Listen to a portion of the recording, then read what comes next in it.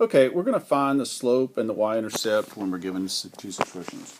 I've given you two situations here. One is proportional and one is non-proportional. We're going to do the proportional side first. All right, the proportional side, we're going to go ahead and graph this here so you can kind of see what a proportional graph looks like.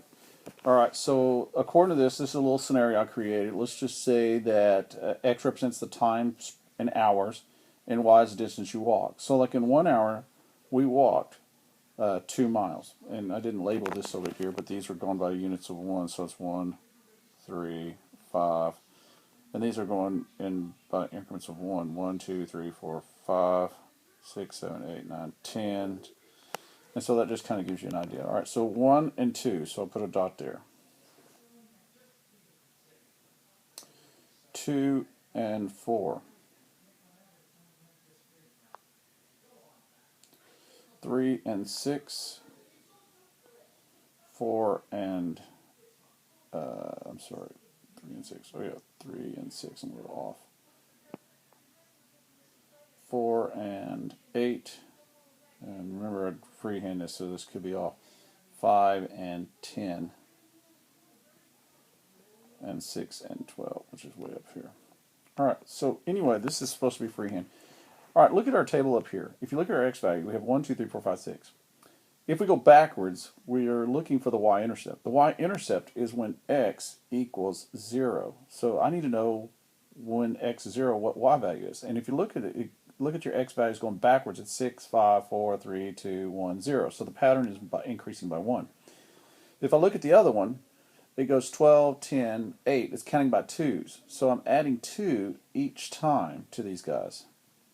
All right, so when I get to 2, I just subtract 2 and I get 0. So it's 12, 10, 8, 6, 4, 2, 0. So my y-intercept starts at 0, 0. Now, because it starts at 0, 0, this is what my graph should look like. Because I have no y-intercept, or otherwise my y-intercept is at 0, 0, okay, this is a proportional graph.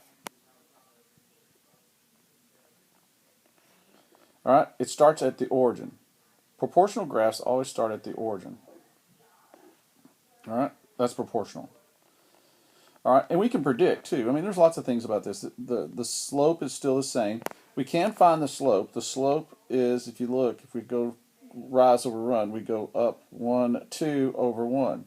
So my slope is, my rise over run is 2 to 1, which means my slope is 2. So I can create an equation here. If I actually create an equation, we use y equals mx plus b. Well, my b is 0. My slope is 2x. So my equation is going to be y equals 2x. That's really what my equation is going to be here. So as you can see, that this is proportional. There's no y-intercept, well, other than 0. All right, let's start with the other one. On 2, and I'm going to use a different color so it kind of stands out a little bit. It's green. All right, so let's say that we have a scenario where you have a savings account. Let's say you have $39 in the savings account. Let's say you get $39 for your birthday, so you put it in your savings account. So before you even start, okay, your month-wise, you have $39 in your savings account.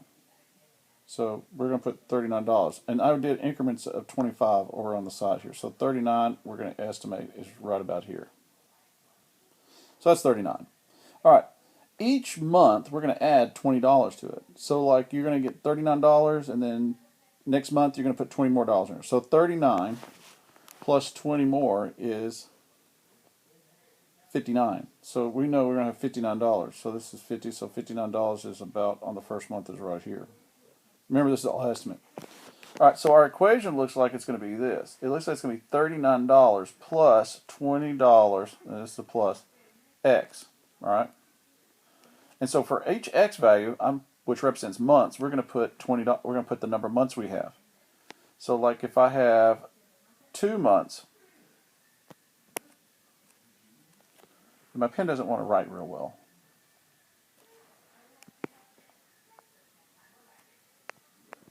That's 40, and 40 plus 39 is 79. So in 2 months, it's 79, so it's right here.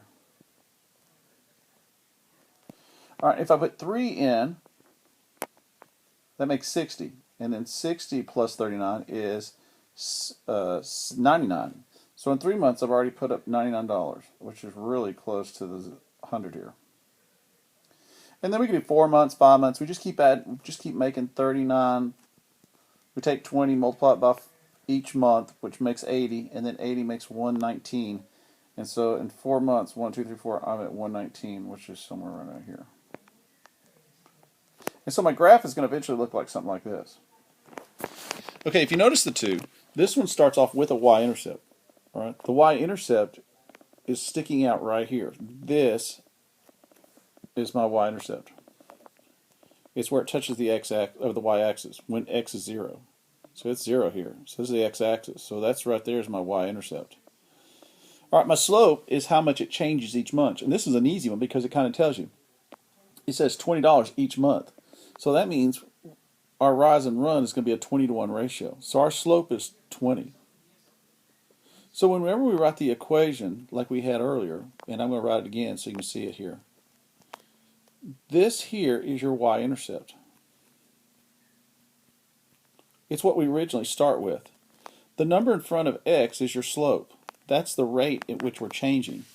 So the difference between these two, if you look at them, is the y-intercept. The big stick out, even in the graph, if you look at a graph here, you can look at the proportional side, it starts at 0, 0. Where the non-proportional one, this is non-proportional, that always starts somewhere up and down on the origin.